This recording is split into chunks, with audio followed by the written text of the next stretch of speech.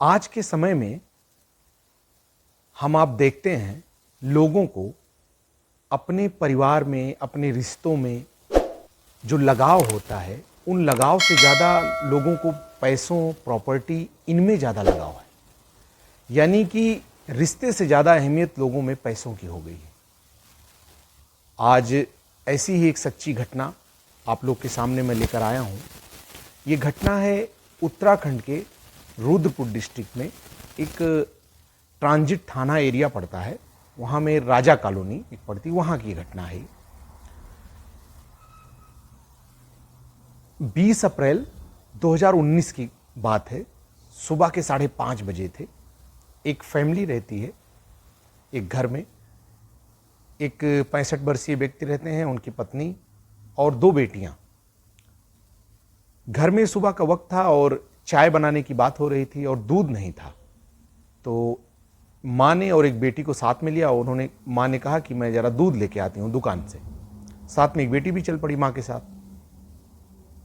दोनों जाते हैं दूध लेने और वो लोग दूध लेने गए। इतने में 3 व्यक्ति उस घर में आते हैं और एक बेटी और बाप जो घर में होते हैं उन पर हमला कर देते हैं। सर पर किसी भारी चीज से वार करते हैं और दोनों ऑन द स्पॉट खत्म हो जाते हैं, दोनों की डेथ हो जाती है। फिर ये हमलावर इंतजार करते हैं माँ बेटी का। थोड़ी देर में दूध लेकर माँ बेटी आते हैं और वही हथकंडा अपनाते हैं, दोनों पर हमला, और जगह पे दोनों की डेथ हो जाती है। उसके बाद हमलावर ये प्लान करने लगते हैं कि 4 लाशों को लेकर जाएं तो जाएं कहां। सुबह का वक्त था, सब अपने घर जग गए थे, घर में चहल पहल रास्ते में शुरू हो गई थी। फिर ये प्लान करते हैं कि घर में ही एक खड्डा खोदा जाए और इसी खड्डे में इन 4 को दफन कर दिया जाए। फिर ये तीनों मिलकर खड्डा खोदते हैं, इन 4 को दफन करते हैं। उसके बाद फिर मिट्टी वैसे रहती है। फिर ये प्लान करते हैं कि ऐसे किसी को शक ना हो, क्योंकि घर से आवाजें भी आ रही थी खड्डा खोदने की। फिर ये प्लान कुछ और करते हैं। ये जाते हैं मार्केट से 2 मिस्त्री को लेके आते हैं और ये शो ऑफ करते हैं कि हमारे घर में मरम्मत का काम चल रहा है। उनको लाते हैं कि हमारे घर में थोड़ा फर्श करना है, कंक्रीट करना है। मिस्त्री को लाते हैं और बाजार से कंक्रीट वगैरह लाके उसको तुरंत कंक्रीट कर देते हैं, पक्का कर देते हैं। और सिनारियो जो दिखता है लोगों को कि घर में कुछ छोटा मोटा काम चल रहा है, ये हो जाता है। मिस्त्री चले जाते हैं।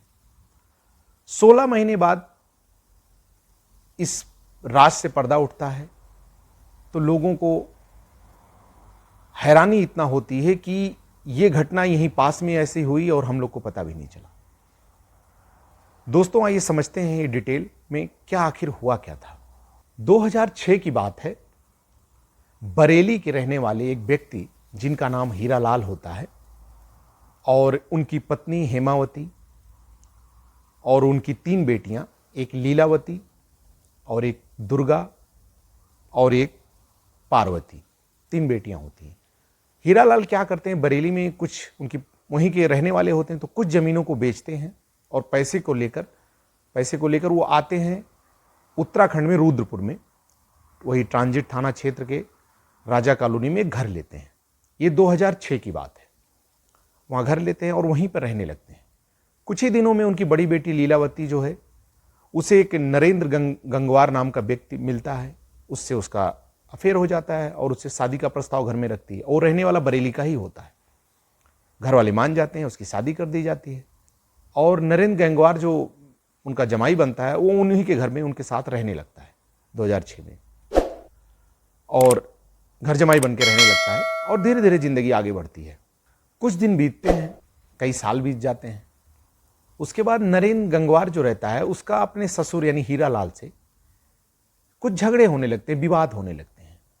वो कहता है कि जो आपकी संपत्ति है, प्रॉपर्टी है, खास करके जो बरेली में है, वो बेच के कुछ मुझे पैसे दिए जाएं ताकि मैं कुछ काम करूं, या प्रॉपर्टी की मांग करता है, कुछ मुझे दी जाए। लेकिन वो देने के लिए राजी नहीं होते, क्योंकि 2 बेटियां भी रहती हैं शादी करने के लिए। तो वो उसके टेंशन में रहते हैं कि जब तक 2 बेटियों का शादी ना मैं कर लूं तब तक प्रॉपर्टी का बंटवारा या लेन देन या बेचने का कोई वो सोच नहीं सकते थे।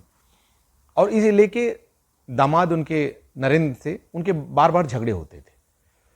और झगड़े होते होते कुछ दिन बीतता है। उसके बाद नरेंद्र गंगवार उसी रुद्रपुर में ही ससुराल से थोड़ी दूर पर एक प्लॉट खरीदता है और वहाँ पे घर बनवाता है और अपनी वाइफ लीलावती के साथ वहाँ शिफ्ट हो जाता है। ससुराल छोड़ देता है, नाराजगी रहती है उसको, यहाँ तक कि बातचीत भी बंद कर देता है।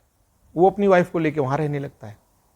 कुछ दिन बीतता है, उसके बाद वो प्रॉपर्टी के लिए इतना परेशान रहता है, उसके बार बार दिमाग में यही बात चलती है कि मुझे कब वो प्रॉपर्टी मिल जाए और मेरे ससुर प्रॉपर्टी बेच के दें या किसी मेरे नाम कर दें, और किसी भी हद तक वो जाने के लिए तैयार रहता है कि मुझे कुछ भी करना पड़े, वो प्रॉपर्टी मुझे चाहिए। और इस बीच में कई हथकंडे भी अपनाता है, परेशान होता है और चलता रहता है। नरेंद्र के सर पर प्रॉपर्टी का ऐसा भूत सवार होता है कि वो किसी भी हद तक जाने के लिए तैयार रहता है, कुछ भी करने के लिए, कि मुझे किसी तरह वो प्रॉपर्टी चाहिए। और वो एक दिन अपने आप को बर्दाश्त नहीं कर पाता है और उस काम के लिए अपने आप को तैयार कर लेता है जो उसे नहीं करना चाहिए था और नहीं करना चाहिए किसी को। वो अपने दो दोस्त को मिलाता है और उन्हें अपने काम के बारे में बताता है कि मुझे अपने ससुर और सास और 2 सालियों की हत्या करनी है। उन्हें लालच देता है, वो भी मान जाते हैं। और 20 अप्रैल 2019 की घटना है। ये तीनों पहुंचते हैं सुबह 5:30 बजे का वक्त और उन पर हमला करते हैं। दोनों को बारी बारी से मार के वहाँ पे दफन करते हैं और उसके बाद घर का एक दिखावा काम करा के और ताला लगा के चले आते हैं। और कुछ दिन ताला लगा रहता है, पड़ोसी देखते भी हैं, नोटिस भी करते हैं, लेकिन उनको लगता है कि हो सकता है ये लोग कहीं चले गए हों या हो सकता है प्रॉपर्टी कहीं और घर ले लिए हों, इस प्रॉपर्टी को ऐसे ही ताला लगा दिया हो। कोई ध्यान नहीं देता है और चले जाता है और ताला लगा रहता है। फिर जब 2006 में हीरालाल जी पूरी फैमिली लेकर यहाँ पे शिफ्ट हुए थे तो कुछ प्रॉपर्टी बेचकर वो उन्होंने घर खरीदा था, लेकिन और प्रॉपर्टी उनकी पुश्तैनी घर और कुछ खेती बाड़ी वहाँ पे थी। तो उनके दूर के एक रिश्तेदार दुर्गा प्रसाद होते हैं, उनको बटाई पर खेत दे देते हैं घर संभालने के लिए और साल साल भर में वो अपना जो भी उसका पैसा निकलता है वो लेते रहते थे। और ये नरेंद्र जानता था। उसके बाद ये सब काम करने के बाद कुछ दिन बाद नरेंद्र जाता है बरेली, जहाँ के वो मीरपुर रहने वाले थे। वहाँ जाता है और दुर्गा प्रसाद से ये मांग करता है कि आप खेतीबाड़ी का जो निकल रहा है वो दे दीजिए मुझे। दुर्गा प्रसाद कहते हैं कि हीरालाल जी क्यों नहीं आए? तो कहते हैं कि हीरालाल जी की डेथ हो गई। ये नरेंद्र बताता है, हीरालाल जी की डेथ हो गई और उनकी पत्नी कहीं चली गई, गायब हो गई और उनका कुछ पता नहीं चल रहा है। और जो दोनों बेटियां थीं वो किसी लड़कों के साथ दोनों भाग गईं। ये ऐसी कहानी उनको बताता है। और उसके बाद वो कहते हैं ठीक है, लेकिन अभी पैसे नहीं हैं और मैं बाद में दूंगा। वो बहाना बनाते हैं, ये चला आता है। उसके बाद उनको शक होता है कि हीरालाल जी मर गए या मुझे इतना दिन से साल भर हो गया पता नहीं चला। उन्हें यकीन नहीं होता है और वो आते हैं रुद्रपुर और उसी राजा कॉलोनी में जाते हैं और वहाँ पड़ोसियों से पूछताछ करते हैं, लेकिन उन्हें कुछ पता नहीं चलता है। वो परेशान होते हैं। अब उनको दिमाग में बातें घूमती कि आखिर क्या किया जाए। फिर उनको सोचता है कि क्यों ना पुलिस स्टेशन जाया जाए और उनकी मिसिंग कंप्लेंट फाइल की जाए। फिर वो ट्रांजिट थाना में जाते हैं, पुलिस स्टेशन में, और वहाँ पे कंप्लेंट फाइल करवाते हैं कि ऐसा ऐसा मामला है और 1 साल से ऐसा बताया गया मुझे कि 1 साल से वो गायब है, पुलिस हरकत में आती। तो पुलिस को ये लोग घुमाते हैं, इधर उधर की बात करते हैं, हमें नहीं मालूम और सारी चीज़ें बताते हैं। फिर पुलिस सख्ती करती है, काफ़ी सख्ती करती है। पुलिस के पास अगर देखा जाए, हम आप देखें तो पुलिस के पास हर चीज़ का तोड़ होता है। कितना भी शातिर क्रिमिनल हो, पुलिस कहीं ना कहीं जब पुलिस के हत्थे चढ़ता है तो वो रास्ते पे ले ही आती है। पुलिस जब सख्ती करती है तब वो सच्चाई बयान करता है, टूट जाता है, फिर बताता है कि ऐसा ऐसा मामला था और प्रॉपर्टी पे मेरी नज़र थी शुरू से। जब वो शादी किया था तभी उसको लगा था इनकी 3 बेटियां, प्रॉपर्टी इनकी है और कहीं ना कहीं मैं बड़ा हूँ और मैं यहीं रहूँगा तो मुझे कहीं ना कहीं इसमें काफ़ी ज़्यादा हिस्सा भी मिलेगा और मैं अपने हिसाब से यूज़ करूँगा, सब बताता है। लेकिन हीरालाल जी थोड़ा होशियार थे, वो इसकी बातों में नहीं आते, तो ये चिढ़ता है और इस वजह से ये कदम उठाता है। और इसकी औरत यानी हीरालाल जी की बड़ी बेटी लीलावती, उससे पुलिस पूछताछ के लिए बुलाती है तो वो बताती है कि नरेंद्र उसे 10 दिन पहले बरेली छोड़ा था, वो बताती है और मुझे इस बारे में नहीं पता है। तो पुलिस कहती है कि तुम्हारे माँ बाप 16 महीने से गायब हैं और ये जब पूछताछ के लिए जब ये कंप्लेंट फाइल होती है तो ये 2020 अगस्त आ जाता है या अगस्त का महीना आ जाता है, यानी 16 महीने हो जाते हैं। तो पुलिस कहती है कि तुम्हारे 2 बहन, माँ बाप 16 महीने से गायब हैं और तुम्हें इसकी कोई भनक भी नहीं है और तुम इस बारे में फिक्रमंद भी नहीं हो, ना ही कोशिश की कि पता करें कहाँ गए। तो वो कहती है कि मुझे नरेंद्र ने बताया था कि वो लोग हल्द्वानी शिफ्ट हो गए। फिर पुलिस कहती है कि हल्द्वानी शिफ्ट हो गए, ठीक है, शिफ्ट होना कोई बड़ी बात नहीं, हर कोई फैमिली इधर उधर माइग्रेट करती रहती है, कोई कहीं जाता रहने के लिए, लेकिन तुमने उनसे कभी संपर्क किया? तो उसके पास कोई जवाब नहीं। तो पुलिस को शक है कि कहीं ना कहीं लीलावती भी इसमें शामिल है।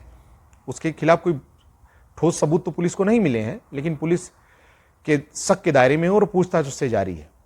उसके बाद पुलिस हीरालाल जी के घर आती है, ताला तोड़ा जाता है, उसके बाद खुदाई करवाई जाती है और खुदाई करने के बाद सबके होश उड़ जाते हैं, खास करके पड़ोसियों के, कि जिस घर में हम लोग समझे थे कि यहाँ पे छोटा मोटा काम हो रहा मरम्मत का, वहाँ ये काम हो रहा था। 4 लोगों को मार के दफन किया जा रहा था। 4 कंकाल पुलिस को मिलते हैं।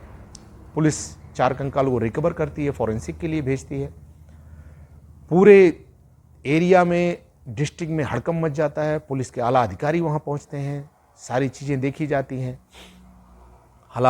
पुलिस स्टेशन में पुलिस जो अधिकारी थे, SHO और सब इंस्पेक्टर, सबकी तारीफें भी होती कि आपने इतने बड़े क्राइम को इस तरह से पकड़ा और अपराधियों को पकड़ा और राज को खोला है, उसके लिए उनकी तारीफ भी होती है। लेकिन लोगों में हड़कंप मच जाता है, लोग हैरान होते हैं कि इतनी बड़ी घटना हुई थी। एक दुर्गा प्रसाद जी की समझदारी से ये राज से पर्दा उठा, नहीं तो ऐसे को ऐसे पता नहीं कितने सालों तक ये राज से पर्दा ही नहीं उठता। कहते हैं लालच, नरेंद्र लालच में वहां भी पहुंच गया, प्रॉपर्टी की नज़र उसकी थी ही, पैसे लेने, और उनको शक हुआ और वो रुद्रपुरा धमके और पुलिस स्टेशन में जाके कंप्लेन फाइल की। तो दोस्तों देखिए, यहाँ पे उस घर का वो जमाई था, उसकी पत्नी के माता पिता और बहन थे और उसको जरा सा रहम नहीं आया, दर्द नहीं आया। और अभी तो ये भी कहना मुश्किल है कि पता नहीं लीलावती शामिल है कि नहीं शामिल है, ये बात उस पर भी लागू होती है कि उसको भी दर्द था कि नहीं दर्द था अपने खून का। और लोगों ने संपत्ति, प्रॉपर्टी के लिए मार दिया उनको इतनी बेरहमी से। क्या मिला उनको? अब क्या प्रॉपर्टी उनको मिल जाएगी? तो अब तो सिर्फ हवालात, सलाखों के पीछे जेल का रास्ता ही उनको देखना है जिंदगी भर। इतना बड़ा क्राइम हुआ है तो जिंदगी भर तो जेल में रहना ही है उनको। तो वही कहा जाता है कि रिश्तों में, हम जैसा बात कर रहे थे पहले, रिश्तों में आज लगाव, प्रेम, ये सब खत्म हो गया है। लोग पैसे के पीछे, संपत्ति के पीछे ऐसा भाग रहे हैं। लेकिन लालच, कहा जाता है ना, हमारे बुजुर्ग कह गए हैं, लालच एक बुरी बला है। और लालच करने से सिवाय नुकसान के कभी फायदा किसी का नहीं होता। और वही हुआ नरेंद्र के साथ। उसके साथ 2 दोस्त, वो भी लालच में आए प्रॉपर्टी के, पैसे के, वो भी, उनकी भी जिंदगी बर्बाद। तो कहा जाता है कि लालच नहीं करनी चाहिए, गलत काम नहीं करना चाहिए, खास करके क्राइम, क्योंकि क्राइम करने वाले कभी बचते नहीं है। पुलिस आज नहीं तो कल, 2 साल, 4 साल, 6 साल, 10 साल, 20 साल लगे, कितना भी लगे, कभी ना कभी तो पकड़े जाएंगे।